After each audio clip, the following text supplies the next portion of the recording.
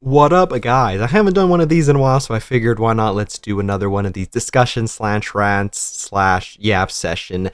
Today, what I wanted to talk about is kind of the state of the game in regards to how, for the most part, for like point 0.5 anniversaries, regular anniversaries, and I mean, limiteds too, but they've, for the most part, been normal. But essentially, how now we are only really getting duos 1% banners for anniversaries and point 0.5 anniversaries. Now, I haven't had too much experience with kind of like the old like way it used to be. So when I started playing, it was right around Crown's anniversary, and I mean, it used to be 0.5, so only really had 1% banner, which, let's see, I'm not too sure about the first year. I think, if I remember correctly, when the game first came out, it was Dorothy was the 0.5 anniversary, and then that year it was Red Hood by herself for the anniversary, and then the year after that is when I started playing, and then we had Crown for the 0.5 by herself, and then for that year's anniversary, we had Cindy and Grave, which was the first time I'm pretty sure they did duo for like anniversary or 0.5 anniversary, and then for the most part, I'm pretty sure also the New Year's was only 1% like Pilgrim, which has been the same this year as well. The last year was 1% Rappy, and this year was 1% new version of Snow White. And while I don't have too much experience, like I said before, with the old, like, I guess, way they used to do it, I do find it a bit interesting, and mainly I wanted to make this to see what your guys' thoughts on this, because, I mean, them doing an extra banner, especially an extra 1% banner, I think is interesting. And, you know, not to also mention that last year they did a 1% limited with the Summer Dorothy, which honestly they might do again, but who would make sense as a Pilgrim Summer? Like, hold on, let me actually pull this up. I'm bringing this up for a completely different thing, but I might as well talk about this while we're here. I mean, it could be an overspec unit for it to be 1%, but like, a lot of these wouldn't make any sense. I think Dorothy was literally the only one that would make sense to get a summer unit. Because like everybody else is doing fuck all nothing. And I mean, based on what the current campaign chapters, you know, some are incapacitated and others, I mean, inherit, you know, I don't want to get into that. But I guess they could like do a flashback or whatever, but it still doesn't really make any sense. But anyways, yeah, Dorothy's kind of like the only one that really makes sense as a 1% limited for the summer. But I mean, they could do that again this year. I don't know, which that begs the question, could we potentially get 1% banners that are limited? I think that would be terrible. Which, see, this is why I wanted to talk about this, because on one hand, I think them doing an extra 1% banner be like the new norm for 0.5 anniversaries and regular anniversaries is like, I guess not the worst, because I mean, it is another banner and it is gonna be another 1% banner, and usually those are a bit more valuable than the normal banner, obviously, so you're gonna be inclined to spend more of your resources. There also exists, you know, the gold tickets, which, I mean, the gold ticket like mechanic pity system is pretty broken, because you can just carry that on and pick the shiny new unit whenever you want, like for quote-unquote free if you have enough pity, without summoning and spending a single dime. So there's that, right? However, for newer players, that is kind of grieved, right? If you're trying to play catch-up, and I'm like, okay, so there's a new banner that's out, that's 1% limited, just use your gold tickets and you're coolin', guys, and you're like, well, you know, I just started, I don't have many gold tickets, so what the fuck am I supposed to do, right? So I think it is an interesting argument there. But like that, plus the wish list mechanic is really broken, which, by the way, I would say, for the most part, if you're a free-to-play player. Now, I will say take this with a grain of salt, because, I mean, I'm not a free-to-play player, if that's, you know, not obvious.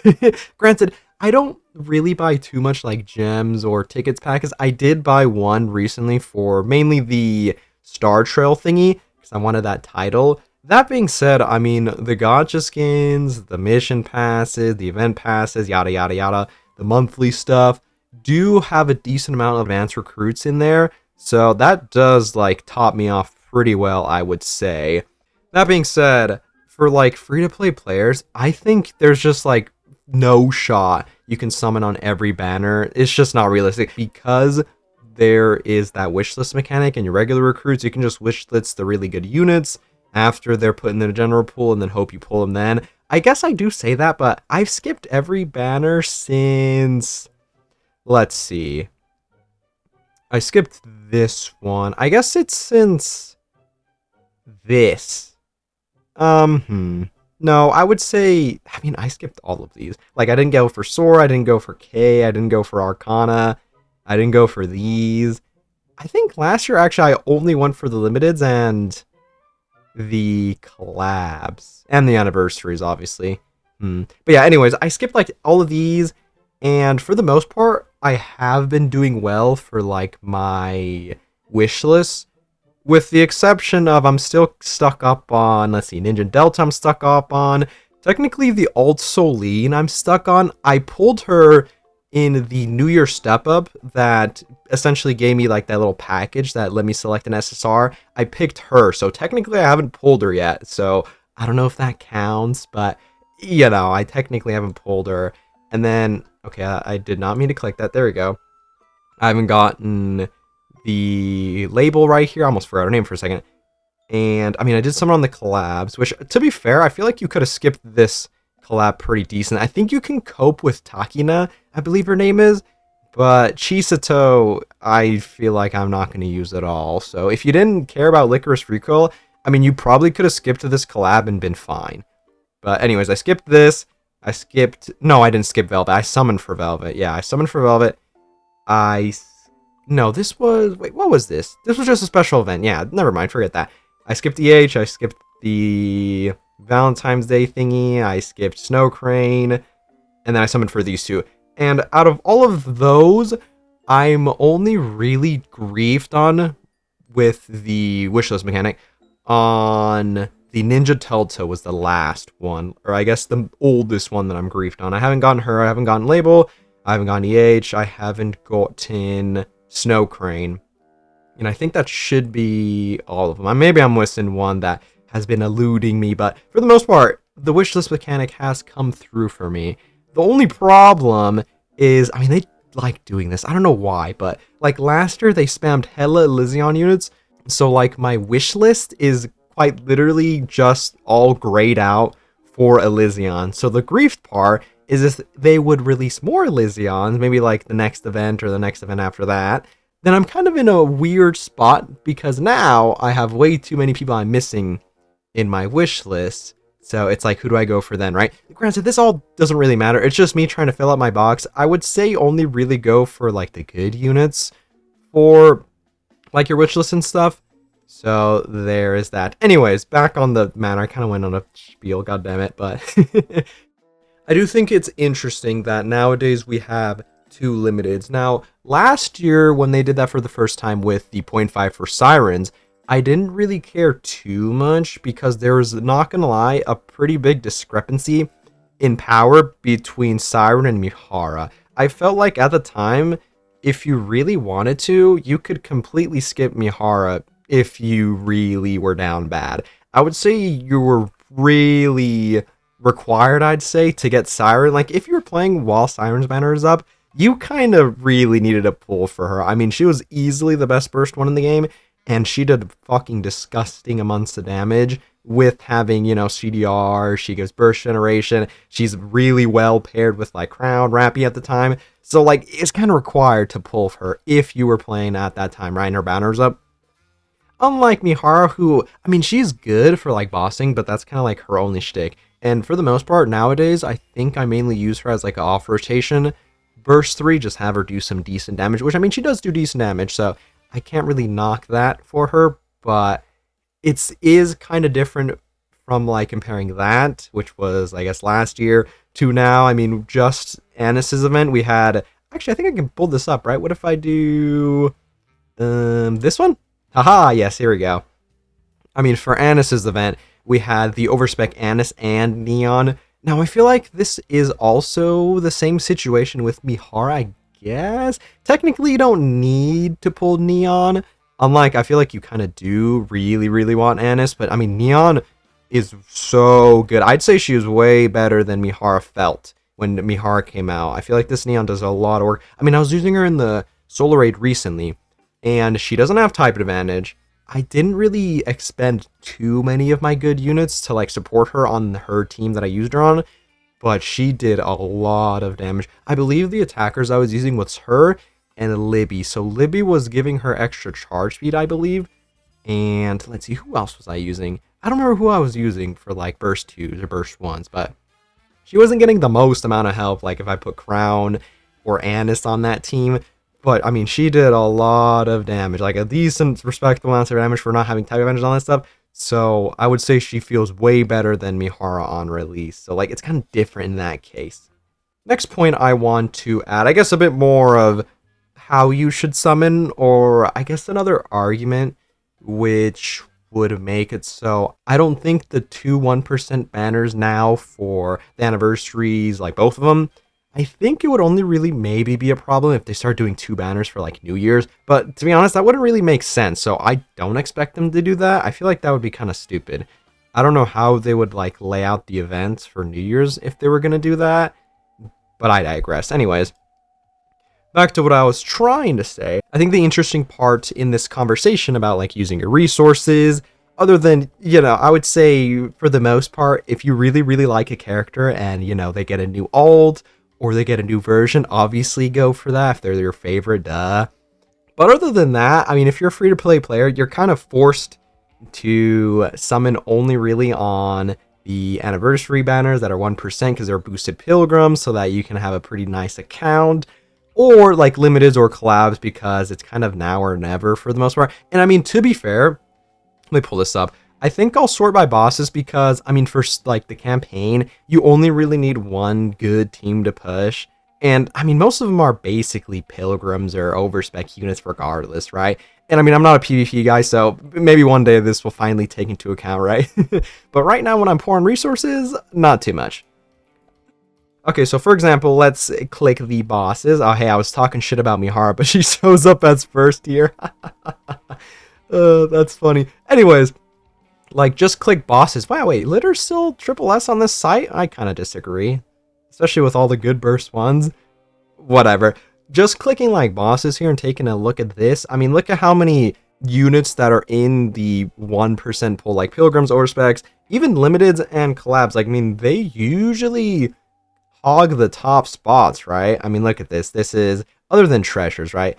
Like, here's Overspec, Pilgrim, Limited, Overspec, Pilgrim, Overspec, Pilgrim, Overspec. Like, it's just crowded with this stuff. The only things that can really match it is like either a really good designed unit or like someone's treasure, right? Like even here, it's another treasure units. There's even more limiteds here. 2 limiteds, another limited, some collab characters here, more limiteds. Oh, talking to this thing. Yeah, like I said, I feel like you can cope with talking as a burst 2 for some solo raids, but I think Chisato just got kind of griefed, I'm not gonna lie. But yeah, more limiteds right here, collab units, another pilgrim. Like, for the most part, if you want to have a decent account and give yourself the best chances of not getting railed when you're summoning, you're kind of forced, especially now that there's extra 1% banners for the 0.5 anniversaries and stuff. And I mean, a bit last year, I did kind of yap about this a lot last year because we had an extra collab, which meant more limited units that year, and you having to spend more of your resources for them because you're going to miss out. Granted, they reran the Stellar Blade collab like so fast. So at that point, it's like kind of whatever, but yeah, whatever, that doesn't matter. If you want to like be very sure you don't get completely shafted for like 0.5 or your anniversary, so your account could be looking, pretty decent, you're kind of forced to now save for entirely limiteds and the collabs and the anniversaries. So I don't know, it kind of creates this kind of weird thing, but at the same time, like the gold tickets are so broken, and then the pilgrim rates are boosted on the anniversary banners, like the 1% banners, so you have a better chance of pulling a lot of the good units when you summon for it, so that once it's time to throw all your resources on the anniversary banner, there is a good chance you're going to fill up a lot of your necessary units, maybe level them up a little bit more, get more dupes into them. So it is kind of incentivized to only go for those types of banners, right? Especially because the wishlist mechanic is so good. But there is also the argument that I see about like the extra 1% banner, and especially if they're going to start doing 1% limited, which if they do more 1% limiteds this year, maybe I'll do this video again and talk about that a little bit more, but then that brings up some more problems for that type of stuff. And then again, I mean, it is a gacha game, so they are a business, so them trying to, I wouldn't say they're trying to squeeze as much revenue out of these types of like banners as they can, but adding an extra thing, and I mean last year having an extra collab is a thing. And I mean, think about it, for the most part when they do the anniversaries and they have like dual units, they do like then selling 2 gacha skins. Granted, they don't really need to make 2 gacha skins for the new units, right? That only really happened last year with the anniversary for Siren. Mihara and Siren got both gacha skins off the ripper. And then only Neutsa got a gacha skin when it was her anniversary. And then now only Anis got like the double gacha thing shenanigans, right? So I mean, they are selling more skins and stuff. To be honest, I'm actually not sure where they get most of their money from. Probably banners, right? I mean, people are spending money on the gems and stuff. I only really buy like skins though in the mission passes, so it is kind of interesting. I would really love to see like the, what's the word I'm looking for? The spreadsheet, I guess, or the spread of what exactly people are buying in this game. Interesting, but anyways, that's just more rambling. I think that's everything I wanted to talk about. I just, for the most part, wanted to discuss this whole extra 1% banner and potentially getting more 1% limiteds, which I think is kind of a slippery slope. Hopefully they keep that minimal with like Dorothy, but then again, I don't really know how this would make sense. It would only really make sense if it is Dorothy, and she already got one, so like I wouldn't know who other character would make sense to get a limited like summer thing or whatever. I guess they could do something for like Cindy or Grave, but would it be too early? Let's see, when did Cindy even come out? I mean, it is close to 3 years that she came out, right? Am I stupid? No, 2 years, right?